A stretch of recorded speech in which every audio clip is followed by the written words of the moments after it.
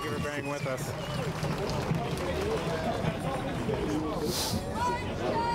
Hi, everybody. No more mic checking. This is not a GA. We are now having an awesome guest speaker that we all love very much. Since I was a child, been watching him on TV, influencing my life, influencing all of yours, I'm sure. So I just want to introduce our beloved Canadian foremost environmental academic and activist and wise elder, David Suzuki. Thank you. Thank you. Gee, I was afraid for a minute there I was going to get voted off the island, but I want to say right at the beginning that I'm speaking to you as a private citizen. I don't represent or speak on behalf of any organization or group.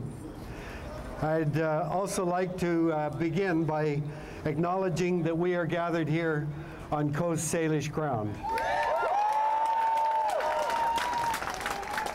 I want to thank the organizers of today's program for inviting me to share a few ideas with you. I believe the Occupy movement could be absolutely historic, but we won't know for years from now. I believe what it is a demand for open dialogue, for conversation in which disparate voices, we've already heard some of them, will be heard. And I am here as much to listen and learn as I am to speak. But I'm especially grateful then for being given this time at the beginning to present my ideas first. Let me be transparent with my motives, as I hope you ask all speakers to be. I have an agenda. I am an elder, and I'm long past the seduction of fame or money or power. I speak to you today as a grandparent with 4 young children and a 5th on the way. And I've seized this opportunity to speak about their future, a future far less rich in biodiversity and natural abundance than when I was a child. My generation and the boomers who followed have lived like kings and queens and thoughtlessly partied as if there's no tomorrow. We forgot the lessons taught to us by our parents and grandparents who came through the Great Depression. Live within your means. Save some for tomorrow. Satisfy your needs, not your wants. Help your neighbors, because someday they will help you. Share, don't be greedy. Money doesn't make you a better person or more important person. Well, the party's over. We've got to remember those old aphorisms, clean up our mess, and start thinking about our grandchildren. I'm a scientist, and what we do is to probe the mysteries of the cosmos, to uncover laws and principles that explains what's going on in the world and how we can live within it. Physics tells us we can't build a rocket that will travel faster than the speed of light. I know at CERN they're saying maybe 6 kilometers faster than the speed of light, but don't hold your breath on that one. Physics tells us the law of gravity applies to all objects on Earth, that entropy means perpetual motion machines are not possible. Those are the laws of physics, and we live within them. In chemistry, diffusion constants, reaction rates, atomic properties set the limits of chemical reactions and the kinds of molecules that we can synthesize. Biology dictates our absolute need for clean air, clean water, clean soil, clean energy, and biodiversity in order for us to survive and live in a healthy way. Those are laws of nature, and we can't change them. We have to live within their boundaries. Many other things are not forces of nature. We draw lines around our property, around cities, provinces, and countries. And boy, do we take them importantly. We will go to war, kill, and die to protect those borders. But you know what? Nature couldn't care less about human borders.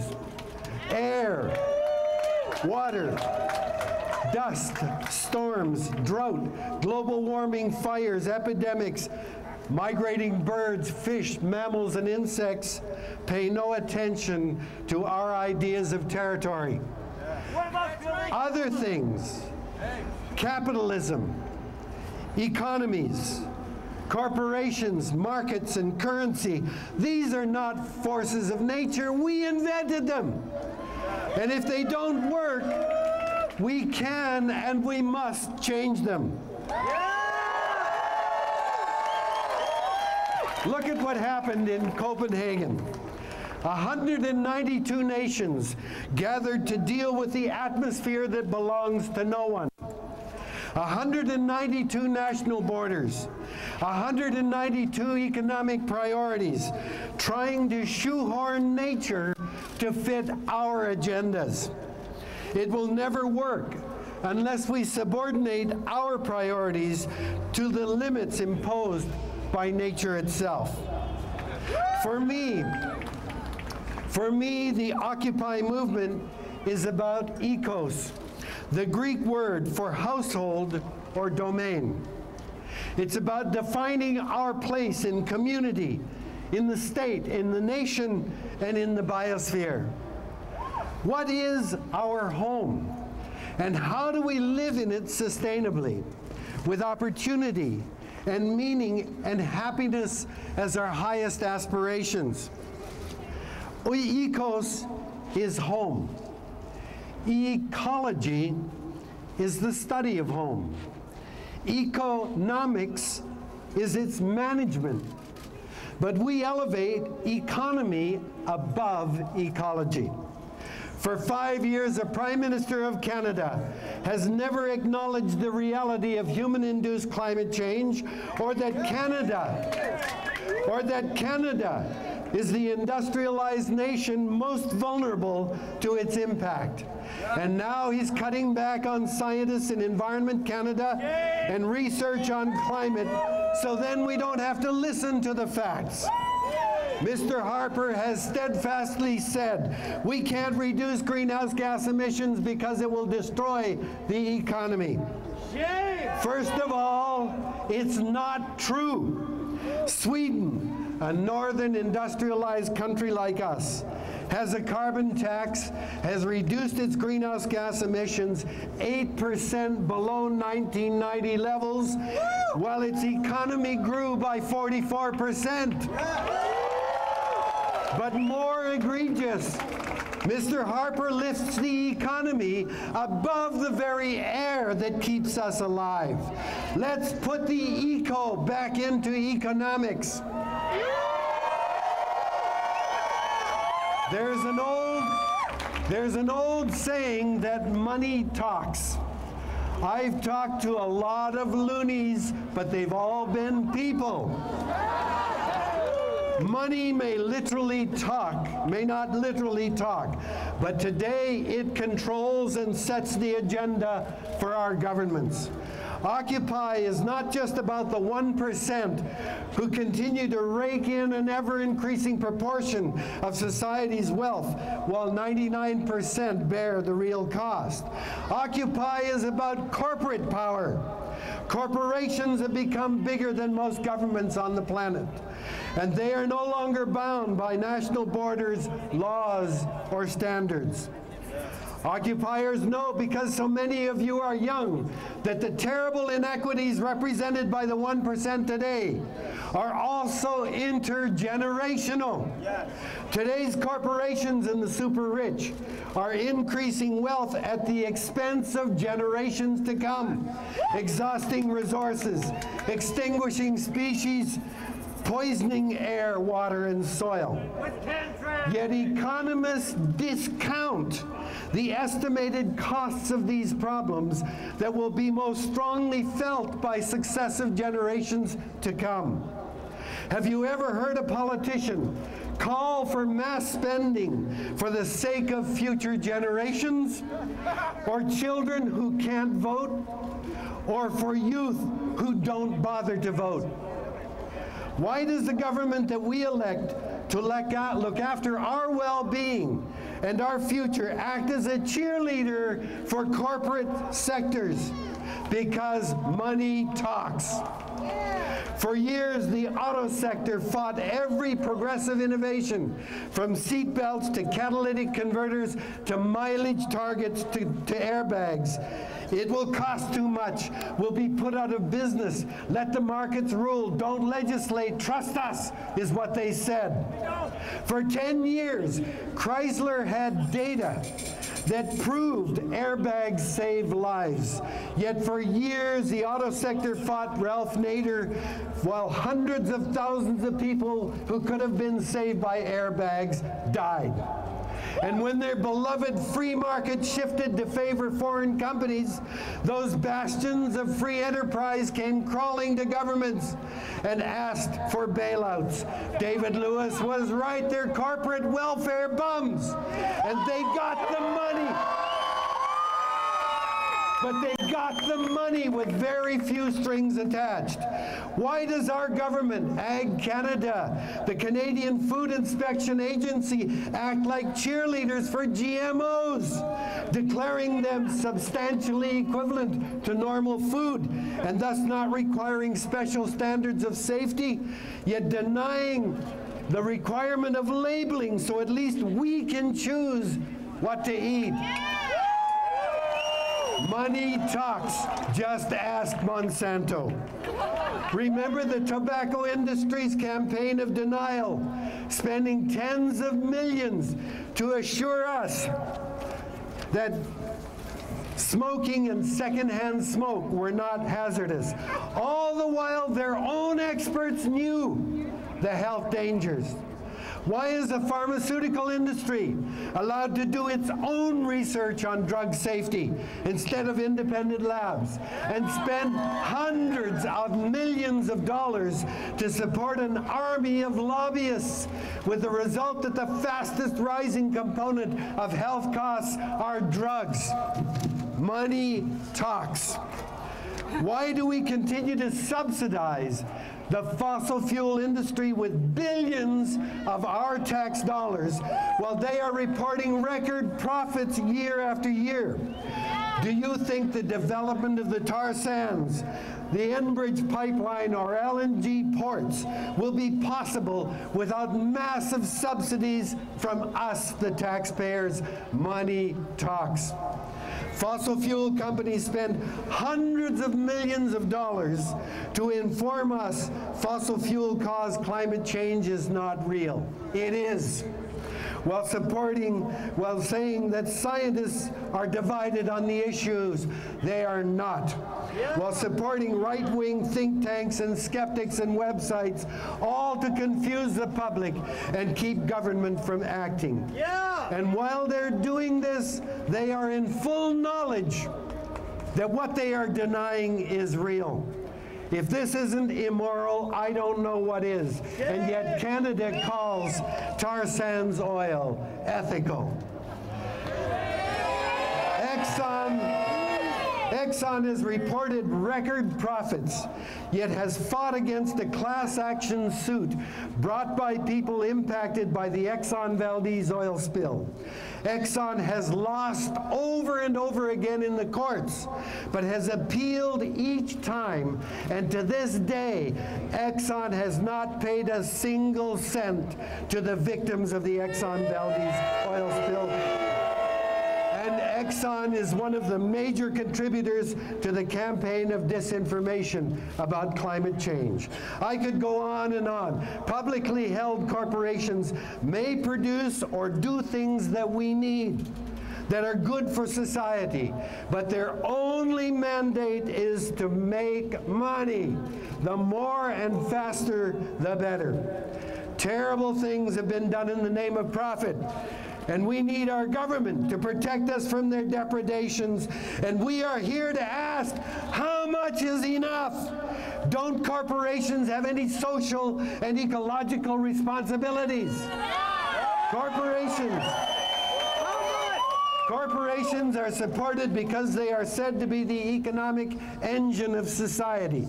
But when profit is their goal, they will fight to reduce their share of taxes, demand subsidies, oppose regulations, and fire hundreds of employees if it will increase profitability. Corporations are not people. They are economic creations that are not designed to consider people, communities, or ecosystems. And that's why we elect governments. People are put in jail today for selling marijuana. But who went to jail after BP spilled oil into the Gulf for months? Politicians. Politicians have rushed us into the global economy. I remember when Brian Mulroney was Prime Minister and rushed us into free trade agreement with the United States, even though 60% of Canadians voted against it.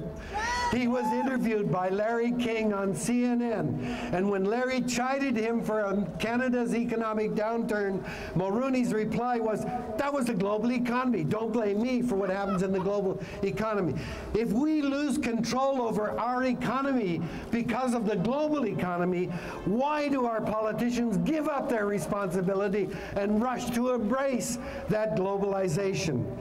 Globalization does not spread the highest standards for workers, corporate communities, or ecosystems. Instead, corporations go to the lowest standards of medical care, of wages, of environmental standards, because it's all about maximizing profit.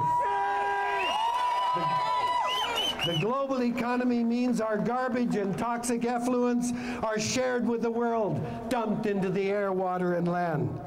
When you purchase fancy running shoes, a cell phone, or automobile, do you know whether slave or child labor was involved in any part of its production? The ecological impacts of toxic materials generated in the process of manufacturing, these costs are hidden. Yet each time we make a purchase, we become part of that system that exploits people and ecosystems around the world. We claim we live in a democracy, but how many of us will vote next month in the coming election? Maybe we'll set a record with 25%. How about the provincial election? Ontario just had a record 49% turnout. And what about the federal election? When 40% of us don't vote, we don't have democracy. I have voted faithfully in elections ever since I turned 21 in 1957, and I have never voted for a party that formed the government. In other words, my vote carried no weight, because we are one of the last democracies in the world that doesn't have a democracy based on proportional representation. If we don't vote, we don't have democracy. If we don't have proportional representation, we have minority rule. Corporations are not people, and corporations should not be allowed to finance political campaigns for politicians.